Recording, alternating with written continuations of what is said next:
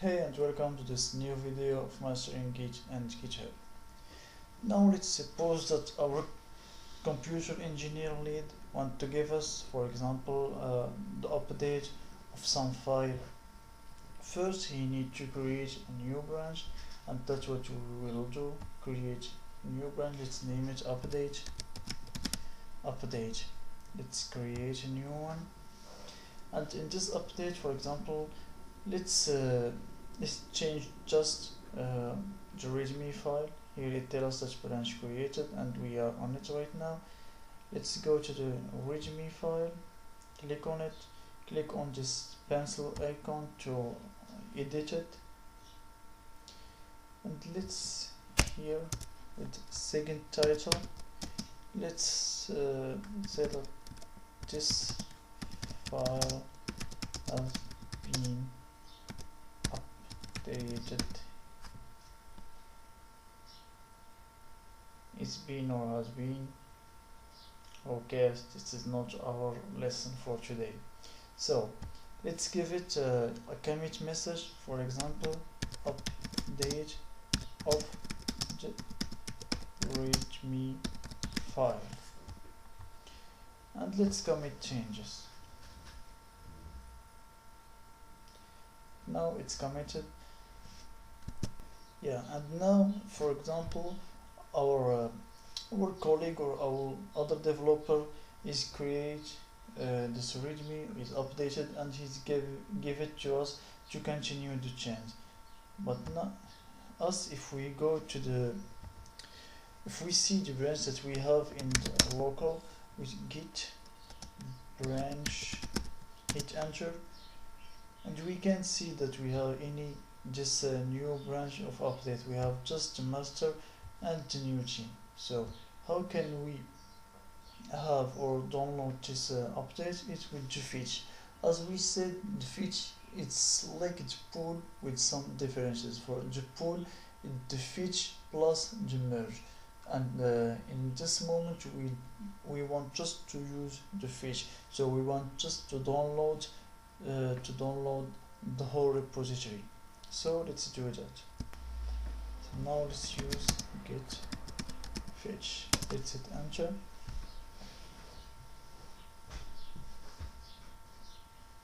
and we see it fetches with the new branch example that we create in the previous video, and the new branch update. So now if we use ls to see the content of the video, of the repository, we see the readme, the new bootstrap file, and now the readme it's updated. So if we see cat readme.amd website, no, he's just because we're still in the master, we need to go to this update branch. Then we see the updated, or this new file has been updated in the readme. So now if we see the list of our branch, we use git branch, hit enter, and we see master and team because we use fetch. So fetch, we just download the repository. We need to merge it with code. So let's do that. Here the branch in local, and now we fetch also the remote repository. So let's see all the branches in the both the local and the remote with the same command, but with -a for all. If we hit enter, we see the example branch, the master, and update, it's the new one. So before we go to the update, let's go to Visual Code and click on readme. So because here we are always in the master, that's why it's written just website. So now let's go to the update branch. So git checkout update, we hit enter, and we see that this file has been updated.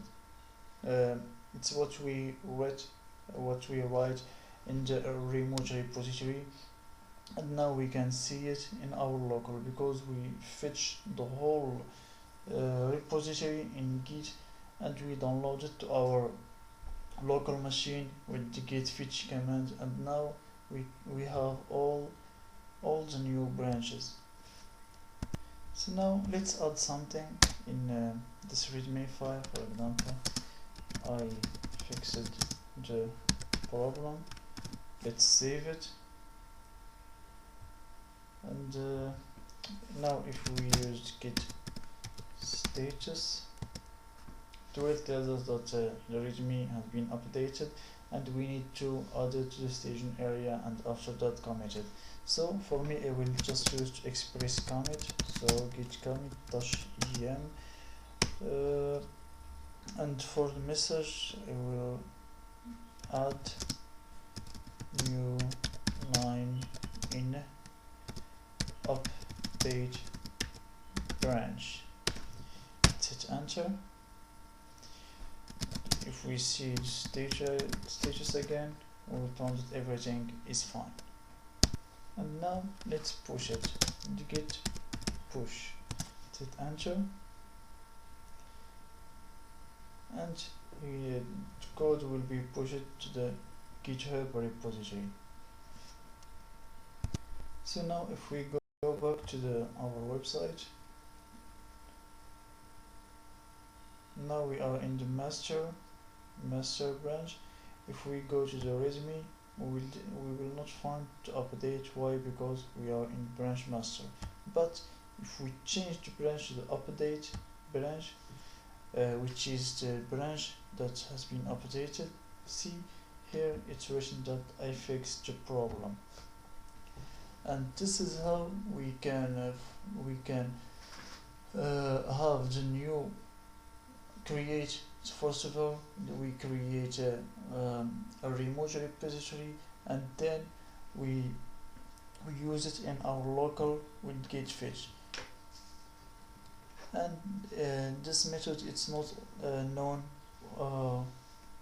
by a lot of developer, because a lot of developer they clone or they download the whole repository just for one branch. They can just use the command git fetch and it will be downloaded, and they can update whatever they want, and after that commit it, then push it back, and everything will work clean. So this is a good and easy way to do that. So this is all for this video. See you soon.